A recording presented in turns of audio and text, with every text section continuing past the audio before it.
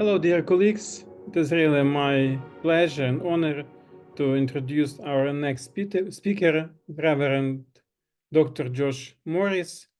We just talked with Ksenia that he's probably the only speaker during this Summer School of Theology that we met in person. That was during last SBL AAR gathering in San Antonio.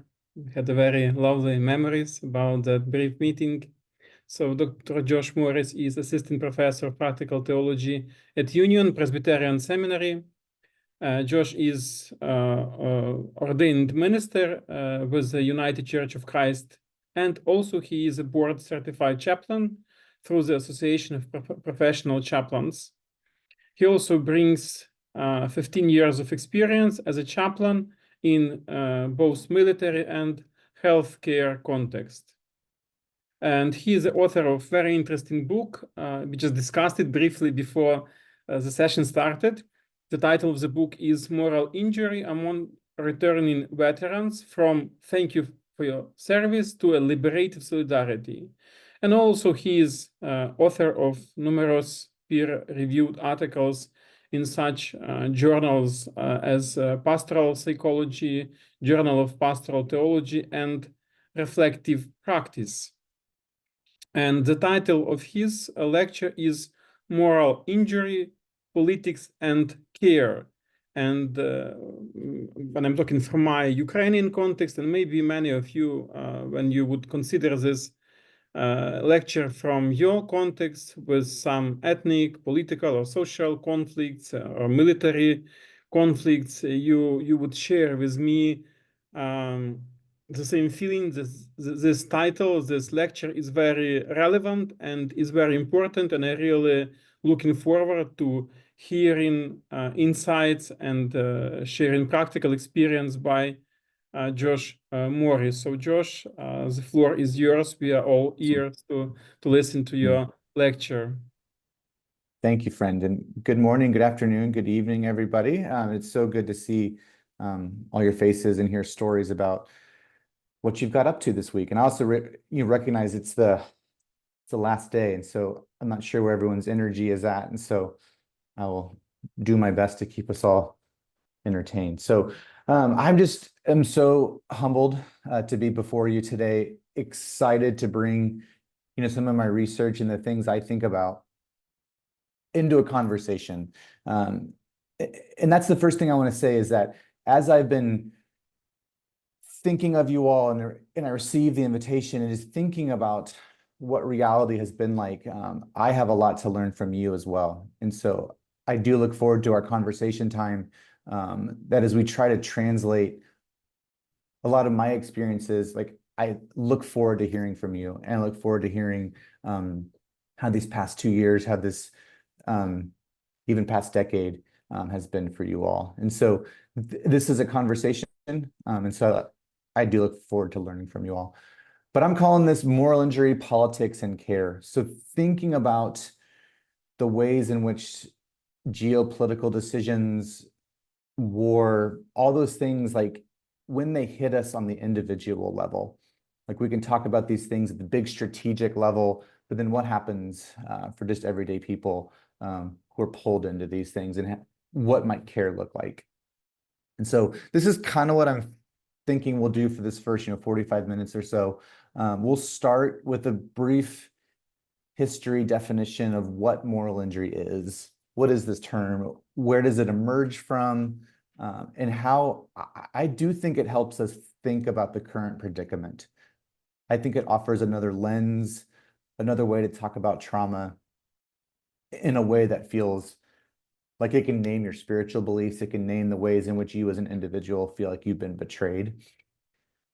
And then from there, in the middle section of what I'm calling moral injury at the intersection of theologies of disability, is taking that conversation and the theologies of disability conversation, and what might they say to one another?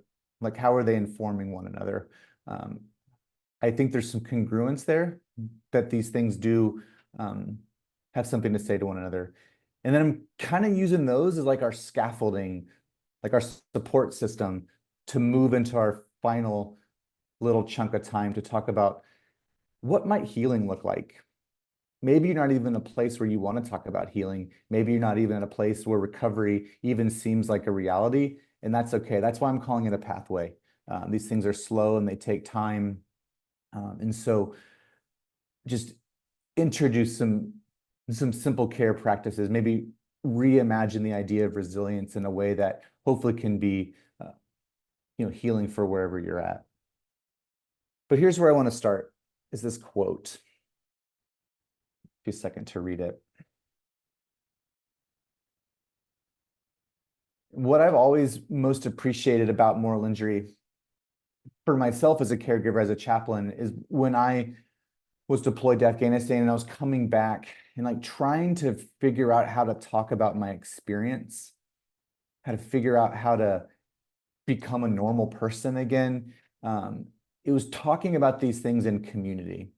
It was talking about these things in family. It was talking about these things in church, because that's where, as that quote said from Tyler Boudreau, that's where these questions should be posed and should be wrangled with. Like what we're doing today is exactly the point, is to bring these things into a community, so we're not isolated, that we're not on our own. We can take these things and talk about it together. But we have a lot of work to do to get to moral injury. So what we talk about when we talk about trauma, I'm going to have one more caveat up top. And this is something that Roman said when we were just kind of chatting before, is like in my book, for example, it's a lot of United States examples. And so this research is going to sound very USA centric, very Western centric. A lot of the early moral injury research, that's where it's from. And so, but there are inroads. There's a cross-cultural conversation about moral injury's emergence that we can have. And so just a little caveat up top. Well, when I think about moral injury and trauma in these conversations, the questions I always want to ask is like, how did we get here? How did we get to the point where in the 1990s, moral injury becomes a thing? Like, how did it get produced? Like, it doesn't just show up. And so I think it's helpful to kind of go back in time and look at how trauma has been talked about, how trauma has been, how it's been dissected, how it's been used against people, to now, like, we talk about trauma all the time. If you're in traffic, that's traumatic. If you didn't get your coffee on time, that's traumatic. And so just the prevalence of the word trauma, I think, is like, it should signal to us that something is going on. So the first place I want to start is the U.S. Civil War. And so when those veterans were coming back home, coming off the front lines, they were dealing with what was then called soldier's heart. This was understood as like, not just like a physiological or psychological distress. This was mental. It was experienced through like constricted breath, heart palpitations. But the most important thing in the history is it was experienced as the individual soldier's weakness. That there's something wrong with you as a soldier, that you were experiencing these things. There's something in your pathology that is making you quote unquote weak. So hold on to that, because that's going to kind of keep coming up in these first iterations of trauma. And so as we move into the 20th century and into World War I, there was a British military physician who designated this term of shell shock, which is talking about the barrage of artillery shells. Like, you hear that explosion, the shrapnel goes everywhere. And that experience, that fear of shell shock, was originally used for the dazed and the disoriented state that many soldiers were experiencing. But what the physician started to note, and this is important, was it wasn't just the soldiers who were exposed to artillery barrages who experienced the trauma. There's people who were not even really close to it were showing signs of trauma. So once again, just like with the first example of soldier's heart, it starts to get contended that it's about cowardice. It's about weakness. It's about weak individuals who cracked under pressure. So in 1917, there was this idea that, okay, we're going to put a psychiatrist, like a medical officer with every division, like every big group of soldiers. And what they were going to do is they were going to try as much as possible to treat it immediately with like creature comforts, like bring them off the line, get some food, get some sleep, a little bit of safety, and then return them to the front line. And for them, for all intents and purposes, this felt like a success. They said 65% of those who were treated returned to the front lines. So once again, hold on to that it's once again, it's the individual's weakness that we can solve this. We can get you back out there. So moving ahead a little bit into World War II, at this point, the DSM, so the Diagnostic Statistical Manual, the Bible for psychologists, the Bible for psychiatrists, the thing that you, if you want to get billed for things, you want to be able to diagnose something, you got to be able to point to it, where it is and what the symptoms are. At this point, it was called gross stress reaction. So trauma was this temporary thing that was combat fatigue. Like you can hear it in fatigue, like you're just kind of tired, you're just kind of malaised.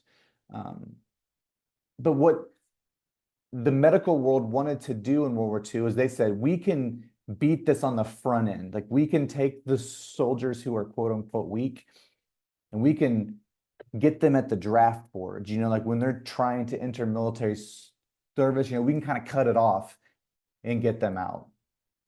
And there was a bit of that. There was about 1 million US men who were deemed psychologically unfit to fight. So 1 million. But what happens is in the war, there was still incredible amounts of increase of psychological casualties, like upwards of 300% of an increase. So once again, these simple, like small understandings of trauma weren't really addressing what was going on. So we move ahead a little bit into the US war in Vietnam. And this, like to me, when I think about Vietnam, like in my research, like this seems to be like the post-traumatic stress disorder war. Like so PTSD, which is originally called post-Vietnam syndrome, this comes into our consciousness in 1980, which is not that long ago. Really, it's not that long ago. And so the question I always want to ask is, what took it so long? Like, how did this, we knew about trauma, we knew about experiences. Why did it take this gap from the early 1970s until 1980 for post-traumatic stress disorder to become an official diagnosis? So what closed the gap? It's the tireless work of veterans, of veteran activists, as well as feminists who were fighting and arguing that we should take seriously child abuse as trauma, rape as trauma. And so through these individuals who are lobbying and who are activists in fighting on behalf of these individuals, it gets recognized as trauma. And what happens is this shift happens in the way we think about trauma, that trauma becomes a normal response to an abnormal context or an abnormal situation. So a monumental change, that the event that had taken place was clearly outside the range of usual human experiences, even if they've been the perpetrator rather than the victim. So it's no longer like pathological. It becomes a normal response. Like your body is responding, your brain is sending chemicals, is responding in ways to protect you in an abnormal context or situation. And as I mentioned, trauma is quite commonplace in our literature, in our language, in our movies now. It hasn't always been that way. So it's in this conversation that moral injury starts to kind of rear its head. So yes, if PTSD has only been a quote unquote thing since 1980, moral injury only jumps ahead about a decade. In the early 1990s, there was a veteran's psychiatrist named Jonathan Shea who was working in Boston, who officially coins the term moral injury. He doesn't like, that he's referred to as this. He doesn't think he coined it, but what is happening is he's working with Vietnam veterans and he's doing like traditional, like group counseling, and this idea of what's right keeps coming up. Yeah, at first he thinks, okay, this is just, what this group is talking about, but what's right keeps getting brought up. And so he starts to kind of chase that down. And we get this early quote from him where he says, moral injury is an essential part of any combat trauma that leads to lifelong psychological injury. I think this next part is crucial. Humans, I'm going to take out better and say humans can usually recover from horror, fear, and grief once they return to civilian life, so long as what's right has not been violated. And so when he's talking about what's right, he's talking about it in terms of an organization. So he's talking about the military in particular, but there has been these three things are going on: a betrayal of what is morally right by someone who holds legitimate authority in a high stakes situation. So those three things going on, that there's been a betrayal by somebody who holds like legitimate authority. Maybe that's an officer, maybe that's a sergeant, maybe that's a president, any number of things of like whoever the legitimate authority is and in a high stakes situation. And what's more high stakes than the life or death matters of being in combat? And so what Shea does is he opens his book, which is called Achilles in Vietnam. He talks about how these soldiers were asked to fire on a fishing boat because they thought the boat was being used to transport weapons. It was being used, like the enemy was using it. And so they did what they were told. They fired on the boat, and then as the smoke kind of clears and the fog clears, they realize that this boat was not doing that, that it was just a fisherman and his children. And so their confusion, their anger, their rage, they go to their leadership, and the leadership says, it's fine, don't worry about it, that they would take care of it. And so as these soldiers years later in therapy are talking about this, they say, in your heart that this was wrong. But at the time, your boss, your superior, your officer is telling you that it's okay. And so you carry this for all those years, this, something is wrong, but you've been asked to do it, to not do it, whatever the case may be. We'll get into some examples here in a second. And so that holds on for a while. So that's 1992. And then the moral injury literature kind of changes in the 21st century, and it flips it. So it's not so much just about the organization, that there's been a betrayal of what's morally right by that individual who holds legitimate authority. Now it becomes, what did I do as a person, as an agent?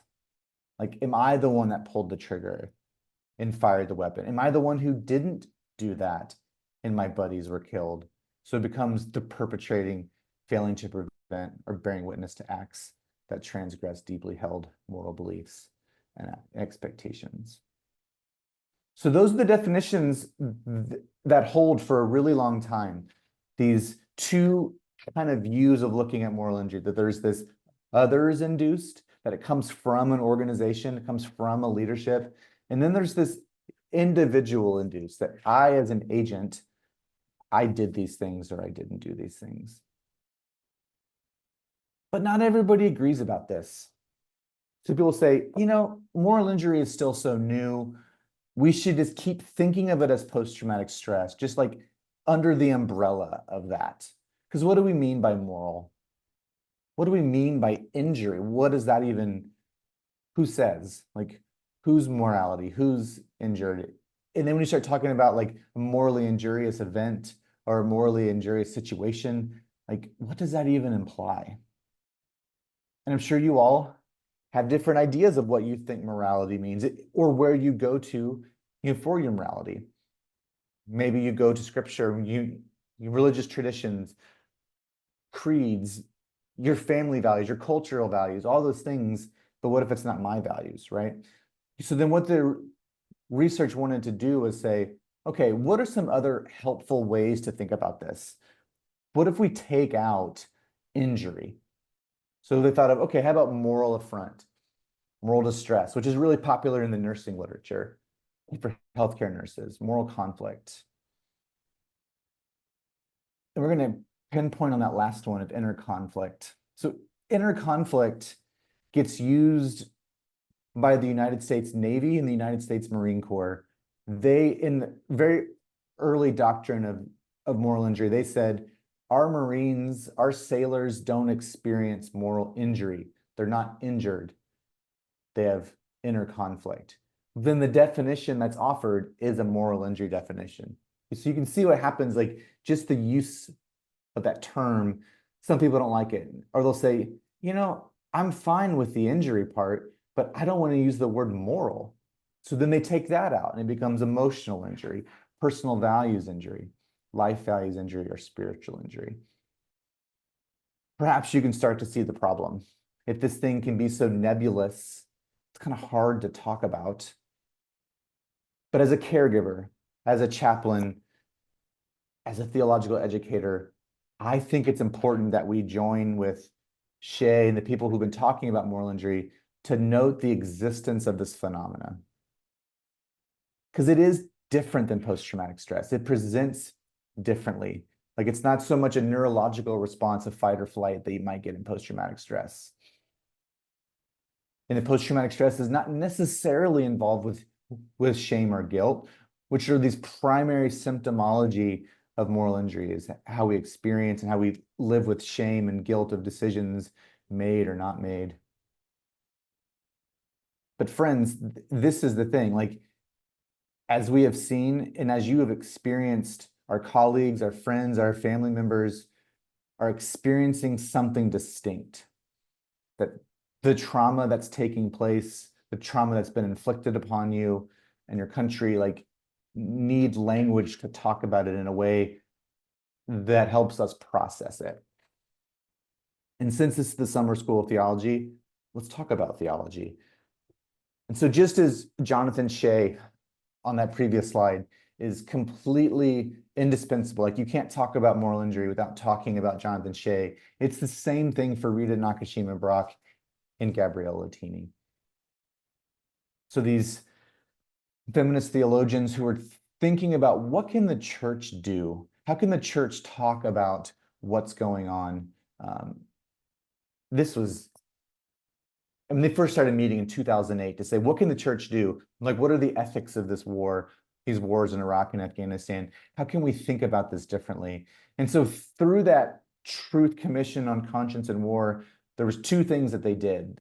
They wrote this incredible text called Soul Repair, and they also opened the Soul Repair Center in Fort Worth, Texas, which is, you kind of became a hub or a think tank to get together with theologians and ethicists and clergy to talk about war in a way that feels like it's congruent with our spiritual beliefs.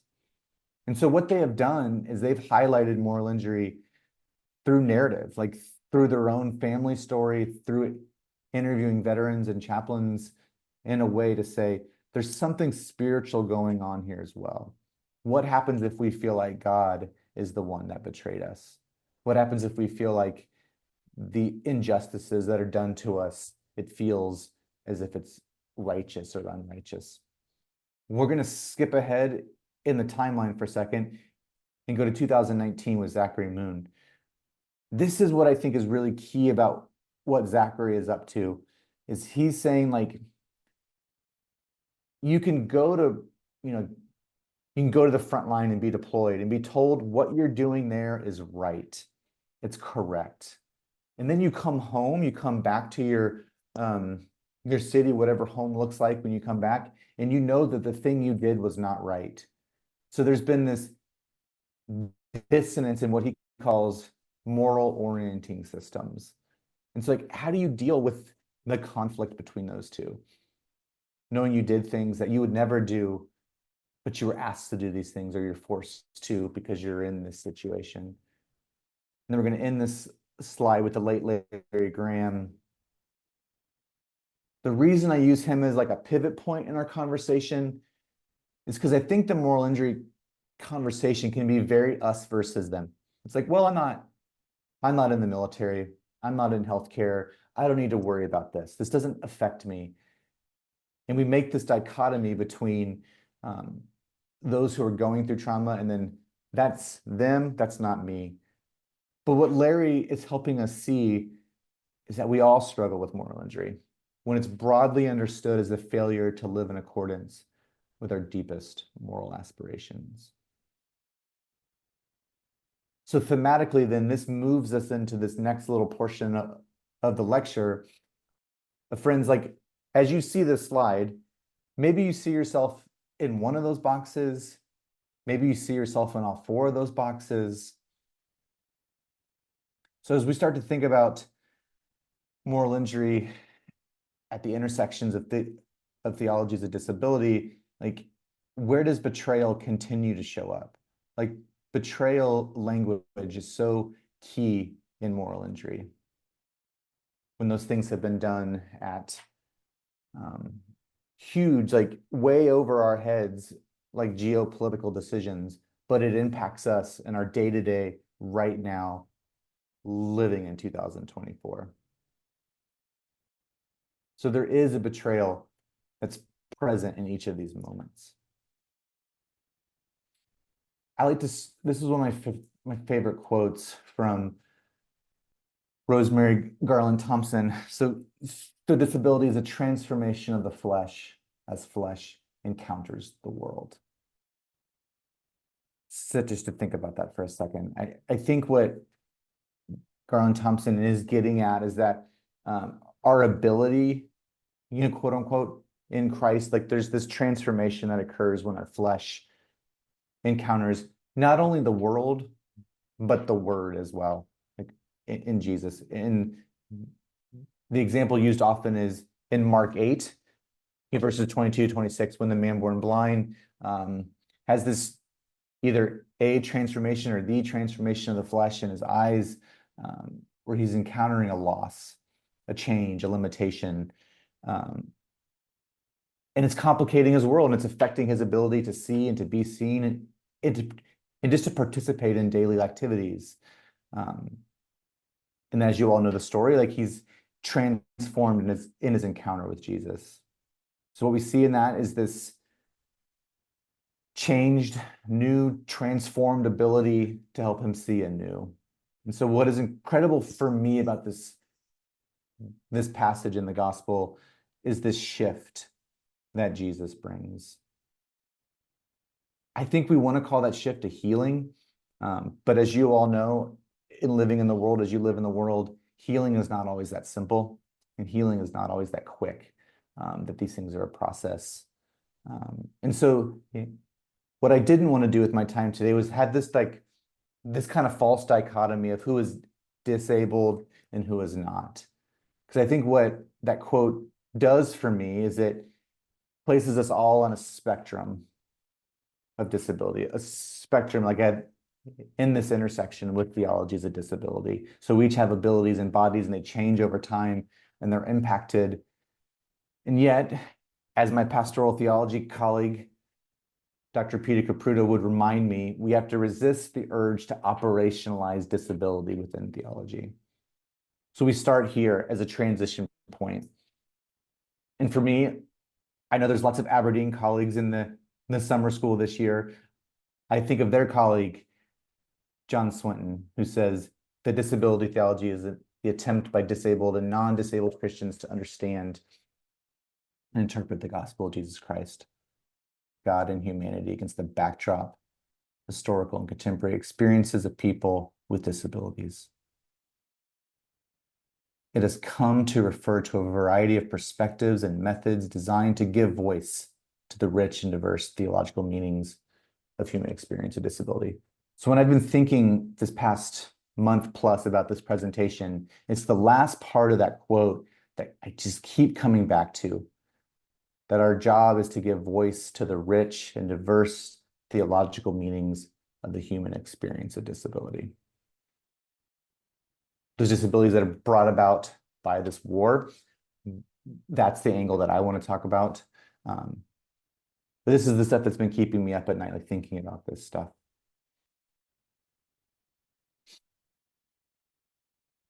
So I think about moral entrapment, that there's a way to think about these. I keep talking about the decisions of others. Like, that we're geopolitical, that we're living our lives, trying to live our lives as best we know how, as best we do in our family. that our decisions as civilians, as students, as conscripted soldiers, as workers, get impacted and get entangled in the decisions of leaders.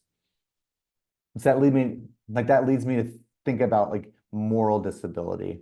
So what I have in mind when I say this is the work of Warren in 2018 that says that there's something that prevents someone from leading a full moral life or impacts someone in doing so. So these decisions, the war, the invasion, these decisions have prevented you, your friends, your family members from leading a full moral life and impacts someone in doing so. What I'm not talking about with moral disability is this idea that it's like the meaning about the person's or family's life, their deeds, their thoughts, like, or karma. That's not really what I'm talking about. Like, I'm not talking about the stigma, shame, or blame if disability is seen as a mark of wrongdoing. What I'm interested in when I talk about moral disability is that there's something that is preventing me, preventing you from leading a full moral life, or it's impacting somebody in doing so. And because of that, I think about like the absolute brutal and devastating nature of the current war and what you all are going through and experiencing. Moral injury can name the dehumanization brought about by another's actions. Moral injury has something to say here. Moral injury has something to say beyond post-traumatic stress, which can name the experiences, but moral injury can talk on these meta, bigger pictures of what's going on. This is why I think moral injury helps, because like as I think about my research, but as I think about you all and what I read and what I hear from colleagues, it helps us to name the broader consequences, the social consequences of these wars. And I just keep thinking about that. How might we ever trust one another again? Like, do we ever really come back? Do we ever really learn, like, what does it mean to reconcile? What does it mean to come back? And that's probably not even a question we're even ready to talk about. And that's okay. I just wanted to put it on the slide to start thinking about it. Because finally, when I think about moral injury, it's because something's been done to our person. Something's been done to our soul, as we might use in spiritual language. And part of my humanity is the recognition of my humanity by another, that there's this recognition, as Jay Bernstein talks about when he talks about moral injury, that there's been this recognition of my humanity by another. So as we start to transition in these last 10 or so minutes, what do we do about this? Friends, like when I think about my role as a caregiver and being a chaplain and trying to educate others, is like, what's the next best step? I think there's a real uncertainty about the conversation. Perhaps you or your loved ones have been conscripted or mass mobilized, and you're like now fighting not just for your own life, your family's life, your country's livelihood. Like, once again, I keep using the word betrayal. Like, that hits one's soul with the betrayal that's unlike many others.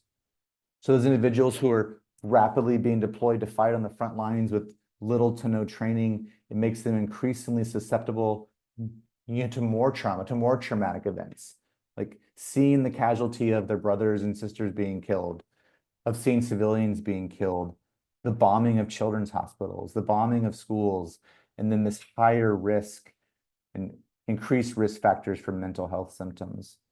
There's this mass, like, get people out there. So the moral injury rates for civilians who are not engaged, like, it isn't, once again, it's not just the people who are on the front lines who are impacted. Everybody's impacted. Those same symptoms of shame and anger and guilt and disgust, the ones who are not engaged in frontline fighting, the students who are feeling like, there's a 2023 study about this, was talking about the students who are not able to engage in combat, feeling like they're not doing enough. They're feeling passive. They're feeling like they're not a part of the mission of helping their country. And maybe that'll change as the conscription age is lowered to 25. But there's this real sense of like compassion fatigue. Like everybody is on all the time. So it's not just the military who are on the front lines, of course it is them, but it's the families who are caring for them, it's the families who are worried about them, it's the workers, it's losing power, not close, to the war zone. Like all those things are all wrapped up in this conversation, as you all know. When I think about my own experience when I was deployed, like I knew when I was coming home. I knew a general idea of when my tour, quote unquote, was going to be over. But I think about when will this end? And what is it that I'm coming home to? What even does normal even mean? So there's the levels of suffering, the levels of traumatic stress are on levels that haven't been met in 2 or 3 generations. And once again, this all leads to just a level of betrayal 2 years into this that we continue to talk about. And so I return to Jonathan Shea's his definition of moral injury, a betrayal of what is morally right by someone who holds legitimate authority in a high-stakes situation. Your life is a high-stakes situation. You've been living that for 2 years, and you don't need me to tell you that. But I just want to raise that I see that. And I want to lament with you. So the philosopher Paul Ricoeur says that lament occurs as the opposite of blame, whereas blame makes culprits of us, lament reveals us as victims. Maybe you don't like the word victim. Maybe you don't want to be deemed as a victim. But lament for me is the cry of the innocent. It's the cry of those who have had things done to them. So at this basic level then, like if we're going to talk about lament, what is it that we're talking about? And I love that. It's the cry of the innocent. Like how do we hold on to our goodness? How do we hold on to our humanity, the things that make us us, that make us God's creation, while also naming and trying to hold individuals accountable for what they did or what they've done. So back to Larry Graham, I just think this is a beautiful way to think about lament, that there are these 3 things going on. The first one is sharing anguish. This is okay, like to normalize anguish, to normalize that in so much in moral injury and in trauma that it gets isolated in a single individual's experience. And they internalize it. They think, if I would have been a better soldier, this would have happened. If I would have been a better shot, maybe I could have got that individual before my buddy died. And so you blame yourself, you internalize it. But what moral injury healing and care and lament wants to do is get that out. Talk about it, share it with the community, share it with family, with one person next to you. The point though is to get those things out. Like to be able to name something is to be able to claim it and to be able to move through it. It assists us in naming what the community is struggling to come to terms with. If I heard one of you say you're struggling with something and I was too, I'd say, oh, I'm not the only one going through this. I'm not the only one who's mad all the time. I'm not the only one who cries uncontrollably. Like, I'm not alone in this. And then that moves us into what Graham calls interrogating causes. Something happened and we need to talk about it, right? Like as humans, we want accountability. We want to acknowledge it. We want to talk about responsibility. We want to ask questions around why this happened. Who did this? Why didn't we stop it? Why couldn't we stop it? Why didn't the world stage stop this? It's a normalizing process of allowing our anger, of allowing our emotions to speak. These questions could be, is the universe even a moral place? Where was God when this happened? When am I going to see my family again? So this impulse is inevitable as people and as caregivers and as educators, wherever you find yourself. Like, we want to be able to do this with individuals in a way that feels like they feel safe and that they can talk about these things, that we can interrogate even God's responsibility in these things that we find ourselves in. And so that's sandwiched within sharing anguish. And then the last thing, friends, is reinvesting in hope. This continues to be the avenue of spiritual hope, of spiritual support. Our goal is always, as empty and as difficult as it may sound, is to counteract despair and hopelessness. I don't know about you, but when I start interrogating causes, sometimes it's hard for me to get out of that. And I can just start spinning and just start getting really upset and really asking why questions. But it's also good to be brought back in and work with spiritual practices to counteract despair, to counteract that hopelessness, to remember that we can lament together, that we are a community that's moving through this together. And the last way we do this, I think, is through this idea of resilience. Now, I'm calling this a reimagined resilience, because at least from my perspective, whenever I hear about resilience, I kind of roll my eyes, because it can kind of sound kind of empty, like, or it's like overly romanticized, and it's only on the surface level of we just got to keep going, we just got to keep fighting. And it's something that we always kind of tip our hats to in appreciation. And sort of like the real basic definition is that resilience means to bend but don't break. And of course, that's vital.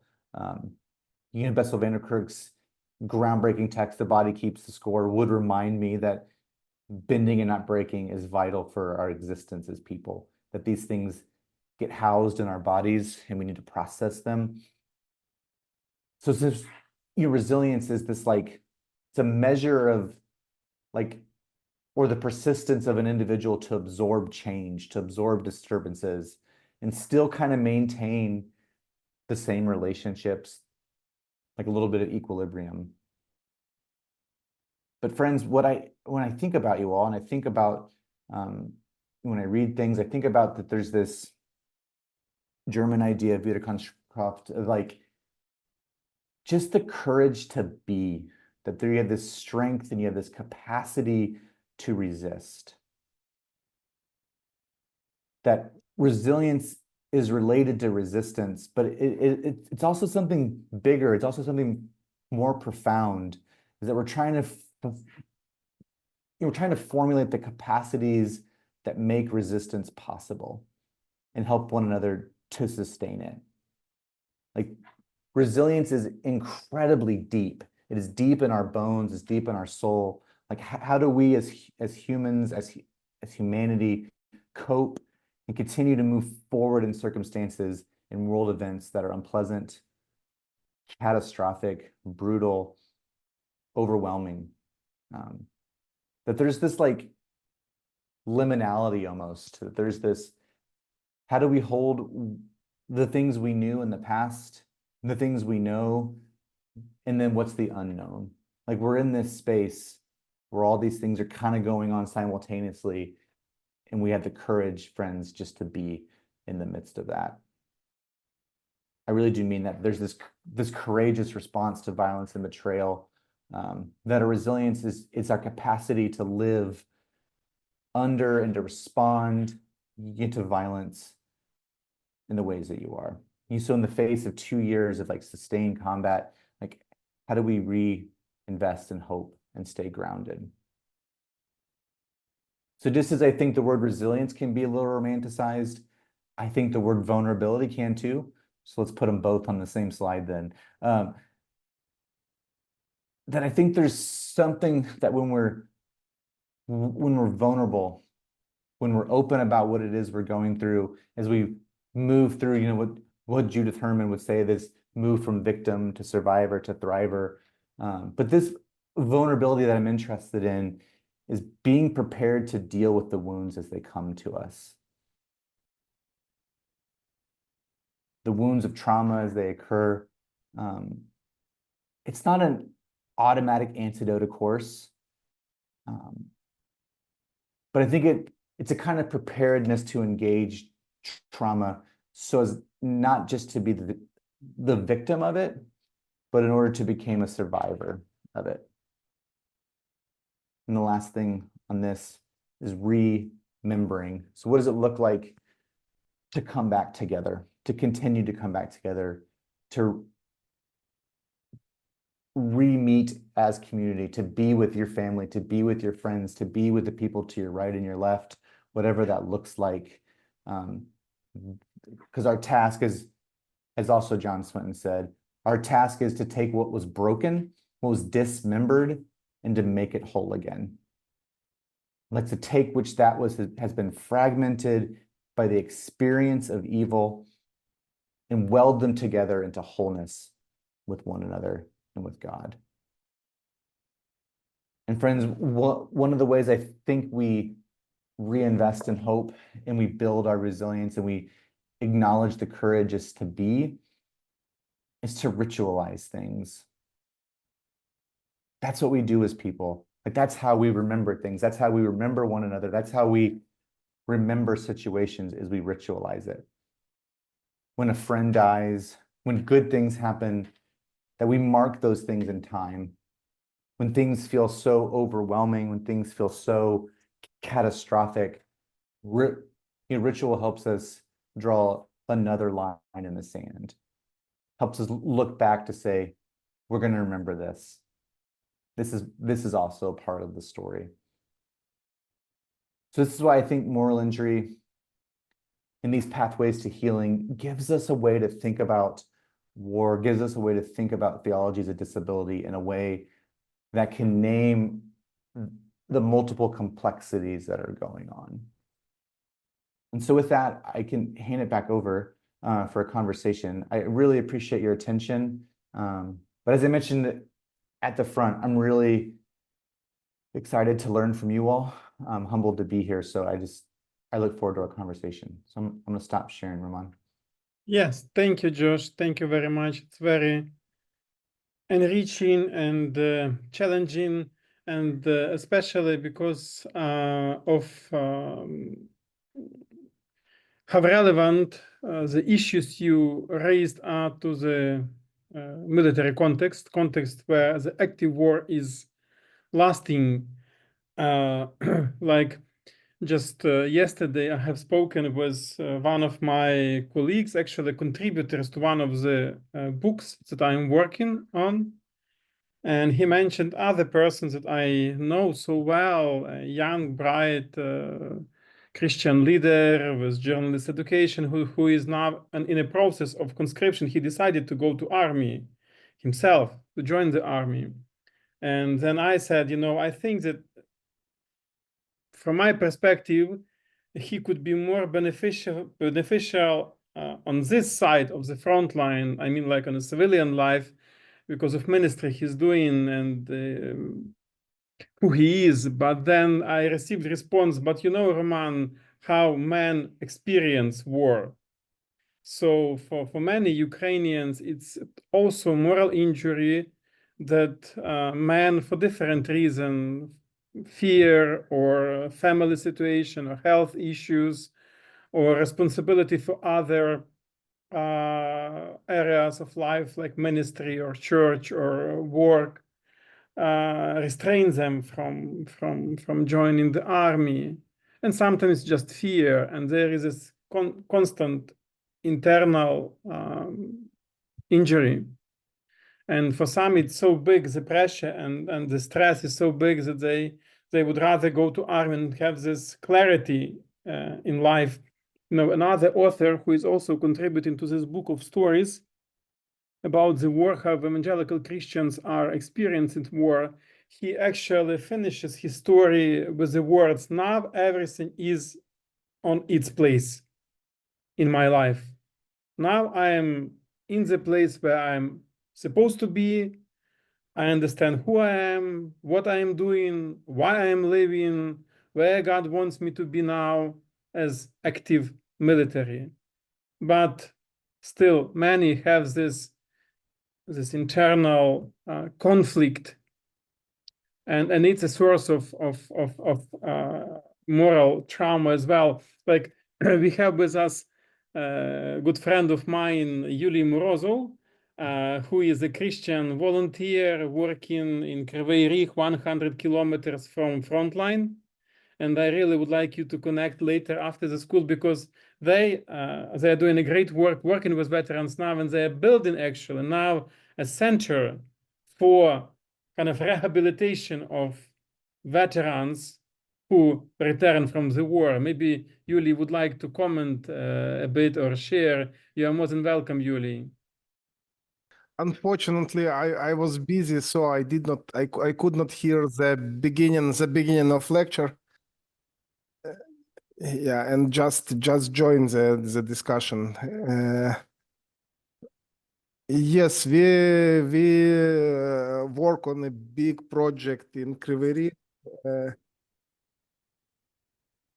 and we realize that it will be huge need here in Ukraine, because our system of rehabilitation was not ready even before the total invasion of Russian Federation, and now it will be a huge challenge. We have a big old building which we revitalize for the recovery space, and it's a difficult task, but the most difficult task is to find professionals, because if to say about occupational therapists in Ukraine, there are not more than 3,000 licensed professionals for the whole country. In Poland, for example, there are up to 50,000, and it's the same size countries, and they are not in the middle of the war.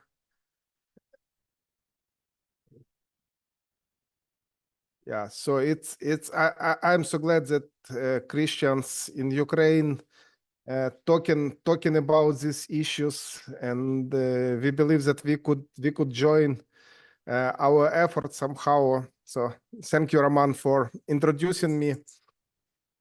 If somebody is interested, I can send you a brief presentation where we are now, and then we could proceed. Yeah, you may just send it to the general chat. We allowed you to do so, to share it with everyone. I will. Yeah. Okay. Thank you, Yuliy. Thank you very much. Yeah, I know how busy you are, and it's a really honor for us that also you and Roman are able to join us from time to time during the school, and it's a really honor for us. Yeah, maybe Josh, you would like just to comment on this issues that I raised of men who are struggling between life and a civilian and joining the ranks of the army, and also the issues that Roman mentioned. I like that you mentioned, Roman, the idea of like as the individual was, struggling of where to kind of fit in, or where to kind of move their energies, this idea that like the need is everywhere, and the need, like different skills for different places, like as I think about rebuilding and moving on, like those skills in different like industries away from the front lines, I think are just as important to be able to think about life after. And so, but I get it though. I mean, and this kind of gets at, Brian's question in the chat, like after 9/11, like a lot of young men in the United States felt like, I have to go do this. I have to go fight, because this is like what feels like the natural response. And there's also the sense that like our skills can be used in different places as well. So like you have to take off a lot of the pressure of like, I can only serve my country or my brethren in one way. I don't know if that's necessarily like I don't want people to feel like they can only do one thing to contribute. Like there are many ways to contribute. And so yeah. Yeah, but from other side, many people like Christians, Christian student leaders, for instance, young pastors who joined the army in the beginning of the war, when there was a wave of national support, of national solidarity, and many of them they are morally injured and they're exhausted physically and morally. They have a lot of post-traumatic syndromes, because actually, you know, when you have this energy, we have to protect the country, we have to do what we can do. When you can run on this fuel for 3 months, for 6 months, but when it's a third year now, Yes. many of them, when I talk to them, even from their voice, you could hear that there is no fuel there anymore. They just are tired, exhausted, morally injured people. And you know, I'm reading now those stories. It's actually the idea of the book, the stories of Ukrainian evangelical Christians who this or that way participated, mostly as military, in the war. And I can't even include many of those stories into the book, you know, because they would be too frightening. There is one of the contributors, one of the subchapters that he put there are the kind of the dreams of the soldier, or the dream of the military, what they are dreaming of when they sleep, and it's really difficult even to think about, and also a lot of post-Soviet aspects that are still present in our war. So it's all challenging and it's difficult. So that's why the work that Yuli is doing, trying to build the center where Ukrainian veterans can kind of rehabilitate somehow and go back to life is very important. So that's why I think your work, your book, and actual lecture is very relevant. But let's go to questions. You probably read some of them already. I was trying to, but it's... Yeah, Levi Ben Avram say thank you for your presentation, and he asks if it's possible to share your lecture notes with him. If you will let us to do so, Ksenia will do that. And then Jean Burke says perhaps it's a moral injury that it is at the heart of complexity in recovery from sexual abuse, especially children betrayed by authority figures in their life. Well, just I think it's very relevant comment because recently in Ukraine we had at least three cases when very respected pastors were involved in long-term sexual abuse with teenagers, and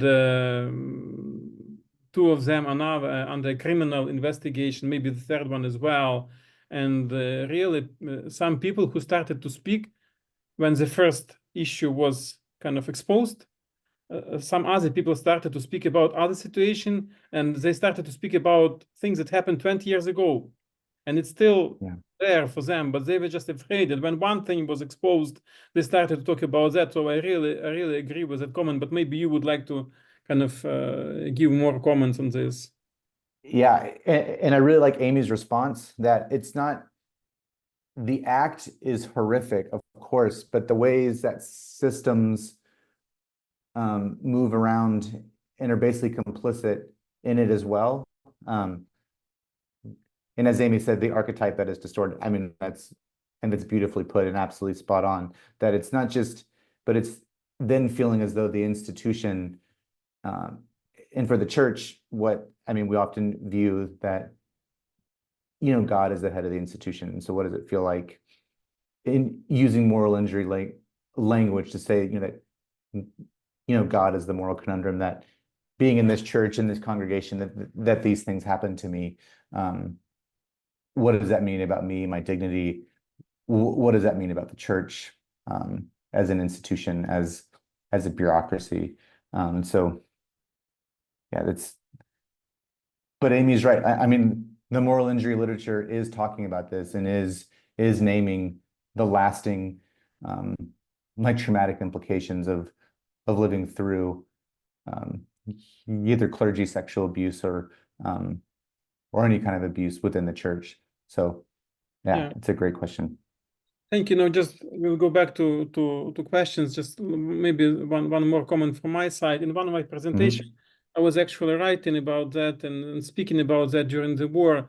That yes, the war in Iraq and Afghanistan, that the war online as well, but not as much as this war. Yeah. We experience this war every moment of our life. And Yes. if I would just open my cell phone or my computer, I go to channels and I can see all the endless scenes of combat, of Russian soldiers committing suicides, being injured by Ukrainian soldiers, as drones hitting injured soldiers already dying on the front line.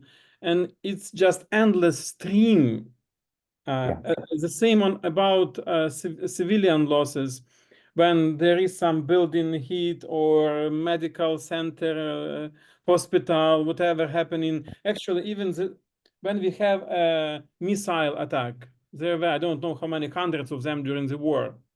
So you have all kinds of informational channel that actually give you a live information, how many missiles enter in Ukraine, from which side, and which region they are, what kind of missiles, how dangerous, how fast they are, what they can do. And you actually live in this situation.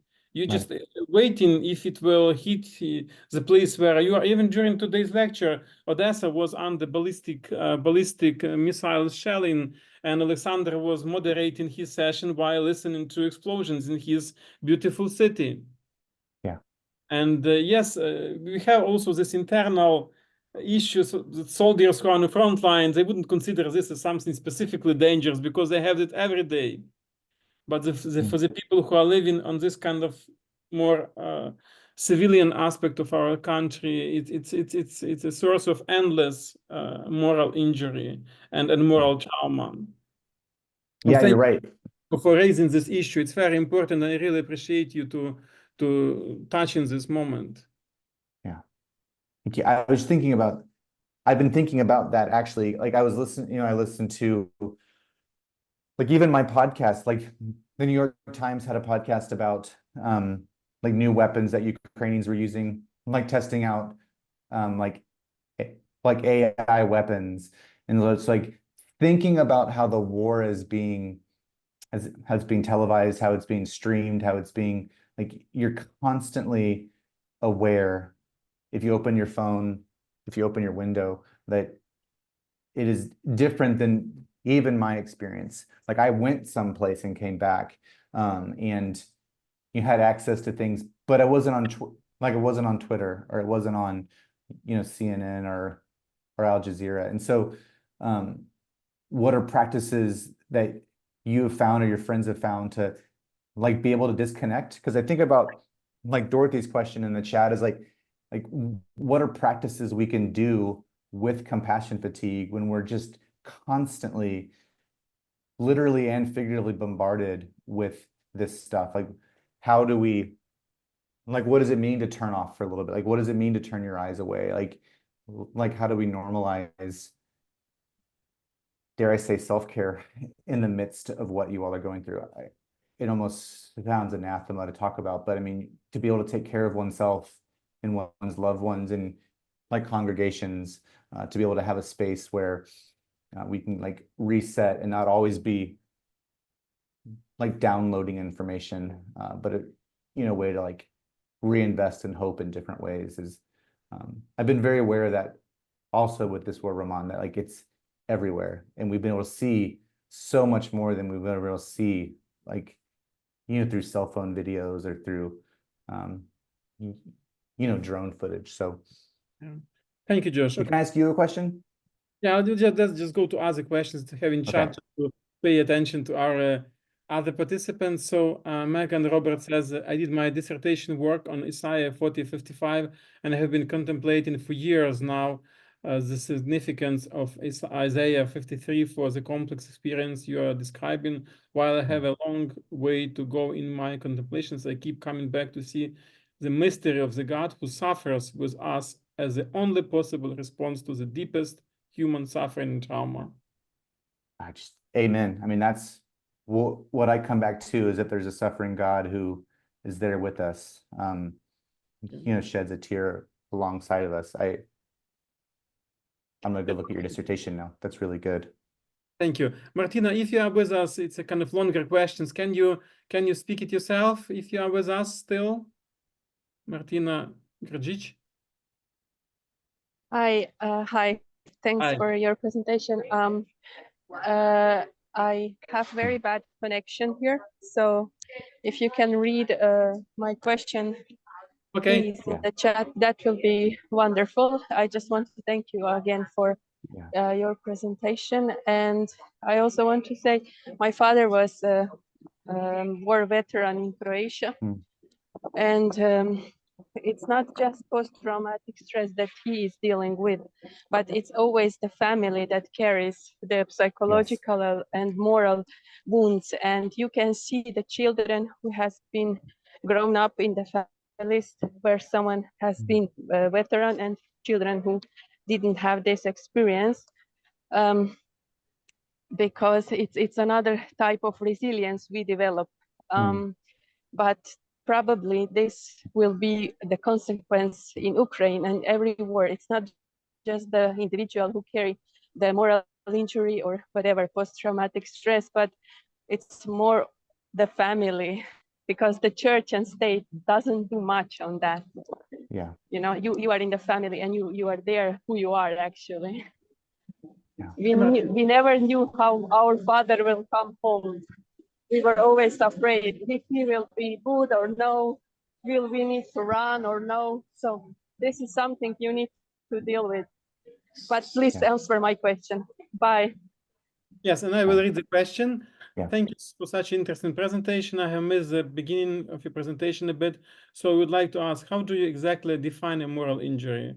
And as you speak about the universal aspect of moral injury, I think that all humanity carries this moral injury at the moment, not only as a consequence of recent pandemic traumas, but not less due to the constant tensions and fears of experience of violence and ongoing wars. So can we ever get out of this moral injury shock on that humanity level? Also, where do you place moral injury within the context of post-traumatic disorders? Yeah. First, I just appreciate your comments and sharing about your own story. So thank you for raising that, especially the part about families. Moral injury for a long time was mainly concerned with the individual, like the individual veteran, and what often was just behind them was the family, was the spouse, partner, children, cousins who were impacted as well. And so I appreciate your ability to name that, that these things are never like isolated in just the one person, like it impacts everything. Your first question really hits me because or your second question, like I don't know how we get like beyond this to a non-morally injurious place. Because you said, I think that all humanity carries this moral injury at the moment. You mentioned the pandemic and the traumas. So like, can we ever get out of the moral injury shock on the humanity level? Today, I think I feel like I need to reinvest in hope, because my answer is I don't think so. I think this is the predicament that we're in on this side.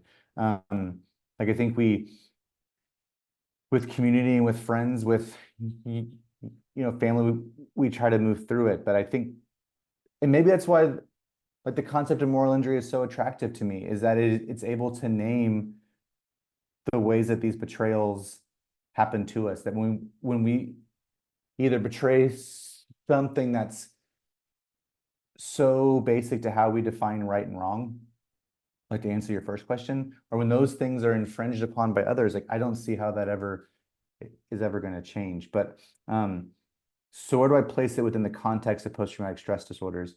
That I think like on a Venn diagram, there's a lot of overlap between the two, like the way that it's presented physiologically, or like through nightmares or through substance abuse or through anger, depression, but there's still something distinct about the two of them. Like moral injury is not in the DSM, it's not a diagnosable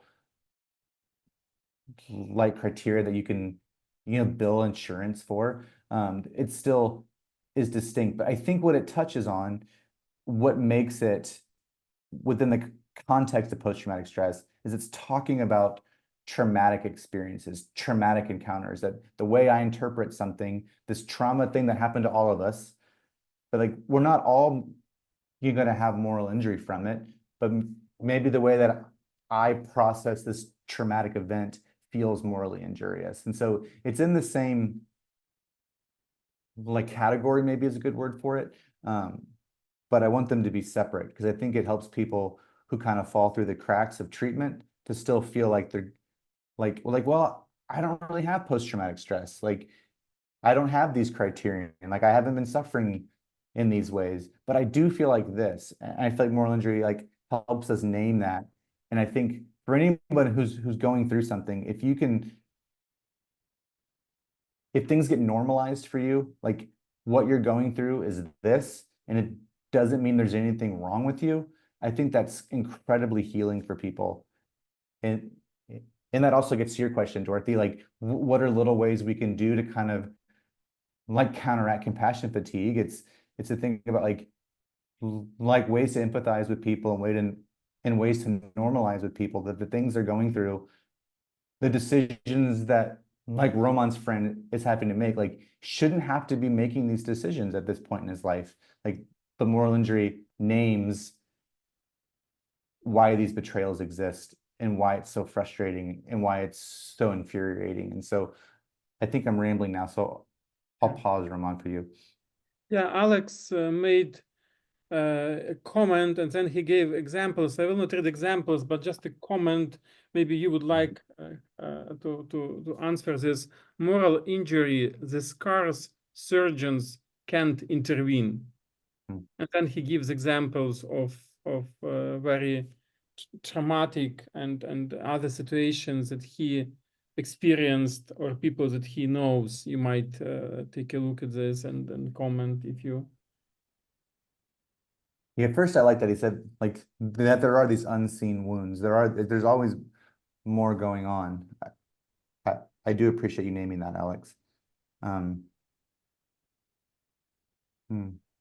Yeah, when you say, oh, the tears when he read a certain passage and opened up about his story and pain, like there's something so profound, I think, when you see your grief, when you see your pain, when you see your story, either normalized in other people's experiences, like you read this in the text, you read this in the New Testament, like you read about Nicodemus, like that's the power of story. That's the power of narrative, is that it normalizes things for us in a way that taps into our brain and our emotions. Sometimes when we're always a little too analytical, it's hard to get to that deeper level. But I think, I just think it's beautiful that you bring up that one passage, that passage he's probably read hundreds of times, but then to read it again, like it brings tears because you read it with new eyes, like you read it with new lenses, like through trauma. Well, that's what stuck out to me, Roman. Yeah. Thank you, Josh. Valentina Neverzhitska, she is Ukrainian missionary in Mexico, but she and her husband they come quite often to Ukraine to minister to Ukrainians during the war. And she mentions if there are NGOs, yes, I think she means NGOs that are trying to big nose. I thought NGOs, big nose, while trying to minister veterans or active soldiers. Very interesting question. Thank you, Valentina. Yeah, it is a very interesting question.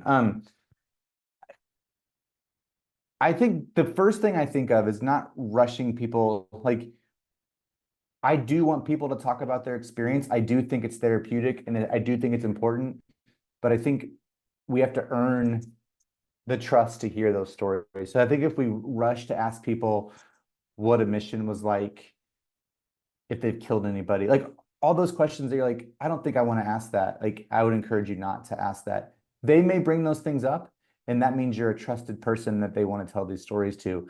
But I think just ministering them is just being present to them, like being present to just like whatever the normal looks like.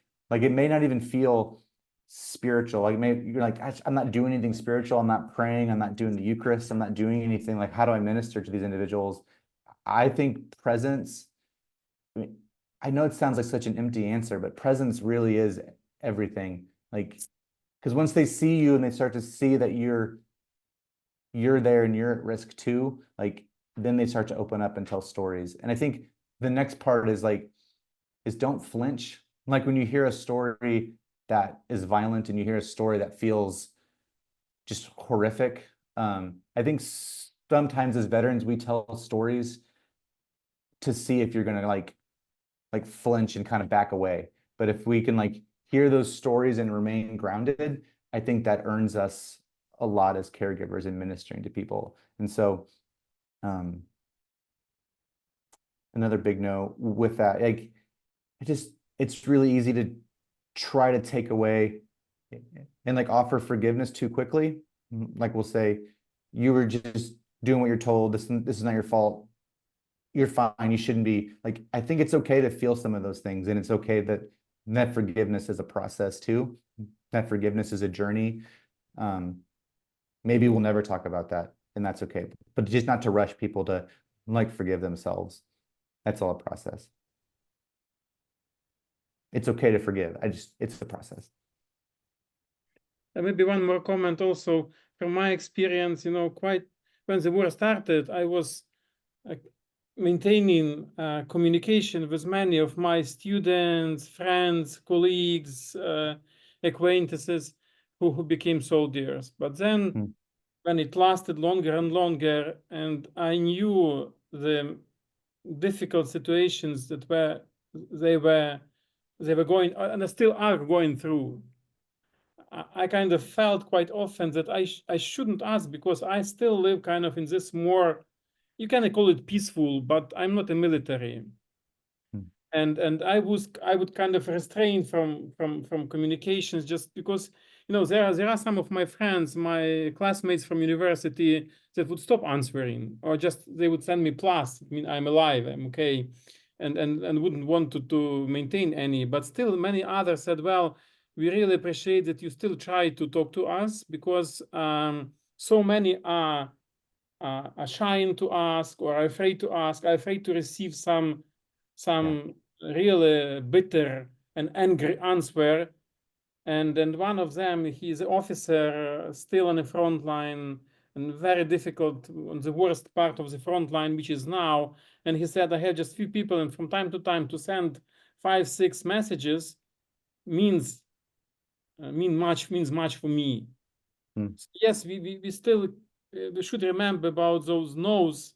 I agree, but sometimes we should just overcome our fear and keep relationships, because as my friends would say later, yes, we can be bitter and angry even towards you, but we really need you. We really need to talk to you, and we appreciate that you are so patient with our anger sometimes, but you still keep communication and keep relationship with us. That's just my experience. Okay, Amy Jacober, you have a question. If you are still with us, can you ask it in person? Oh yes, Amy is with us. Sure. Please, do so. No, I'm here.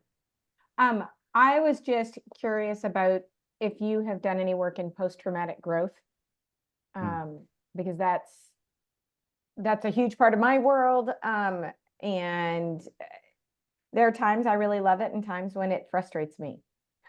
So I would what do you love about it? Because I'm a perpetual optimist, and I live in a world of pretty horrific things with a lot of young people. And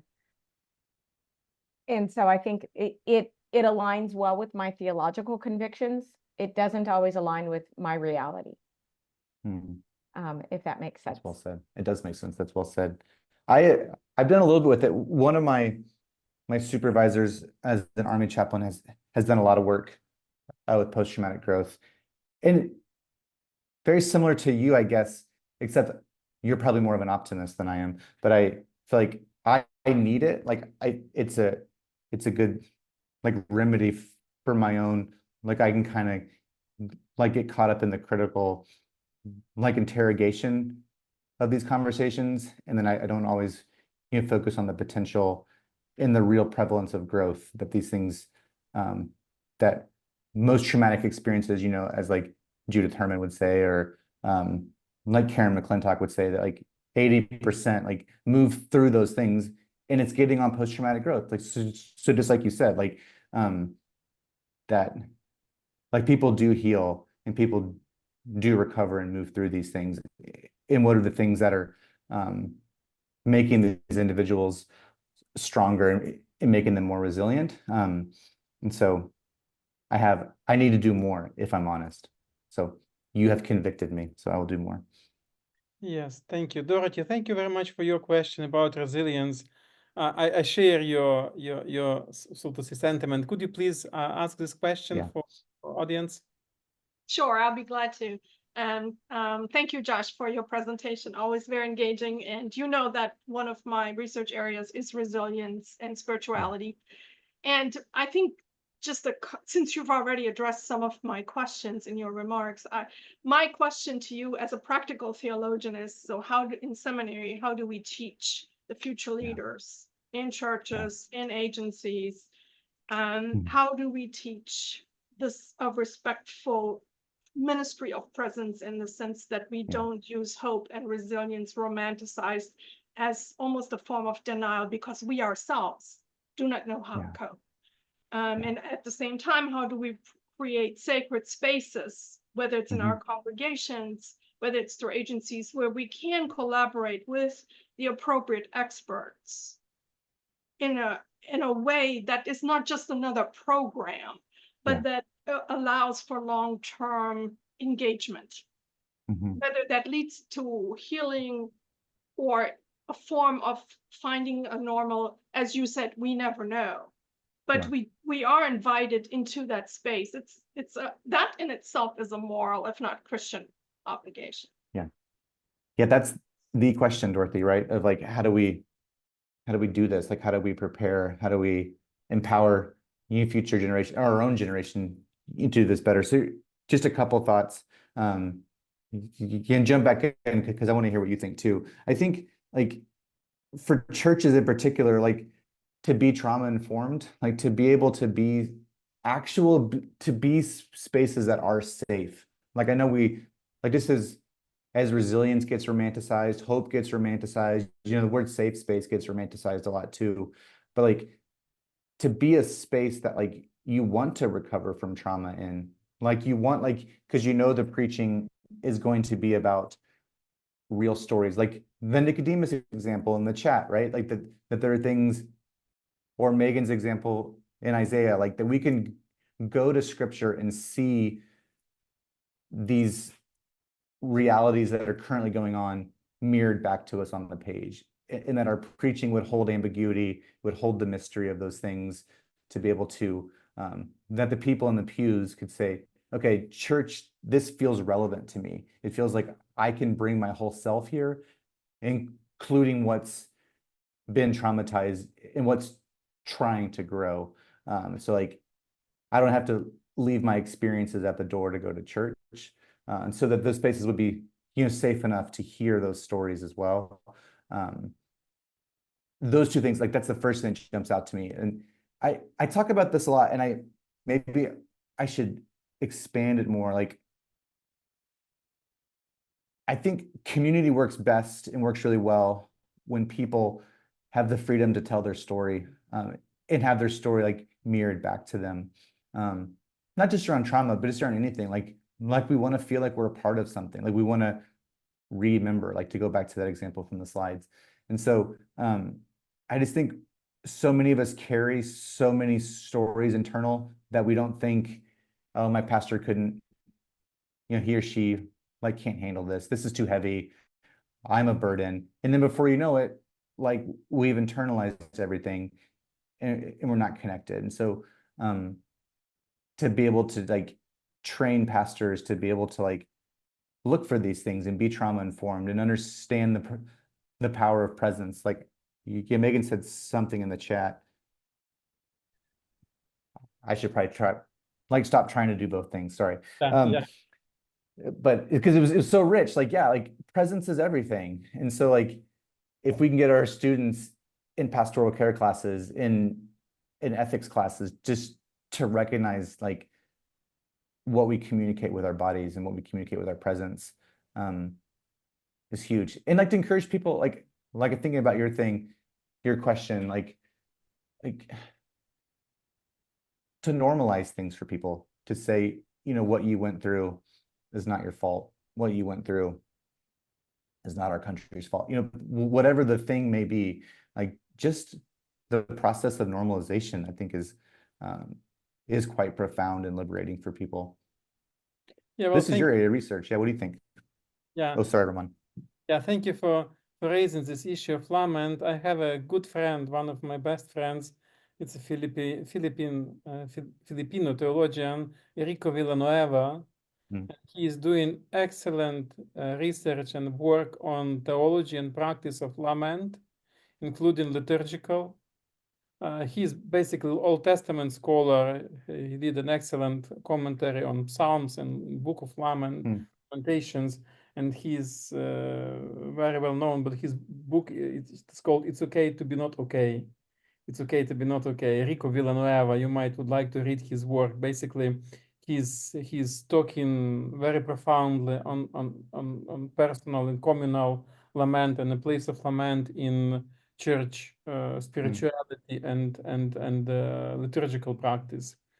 Okay, we have also a kind of methodological question from Brian Brock, where he asks, basically there were some responses already, how legitimate is to kind of to broaden the notion of trauma, or should we limit it more to the reversing it to classical cases that are closer to war or domestic violence, and keep it from expanding to anything that really hurt my feelings?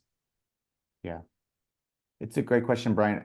I'm not sure if you logged off, but I'd love to, I mean, you're the expert here too, so I'd love to hear your advice on this. Because I run into this even with moral injury. Like when I teach moral injury, I'll spend weeks, you know, talking about heavy cases of trauma, and then we'll get, you know, final papers that will be talking about things that aren't really moral injury. They're just maybe like annoyances. And so it's like, how do we talk, like, how do we, your word of preserve trauma, I think is helpful. My only caveat to that is like, but I also think if we, by preserving it, I think sometimes we can miss where things are emerging. Like for me, this is an example. This is probably beyond your question. I apologize. It's like you being a healthcare chaplain during COVID was like, didn't know how to talk about it, but moral injury gave me a way to talk about trauma in ways that were not a part of the classic literature of moral injury, but it now kind of fits. And so like that, it seems like for moral injury, the canon is expanding, like to include new things. And so putting boundaries on it,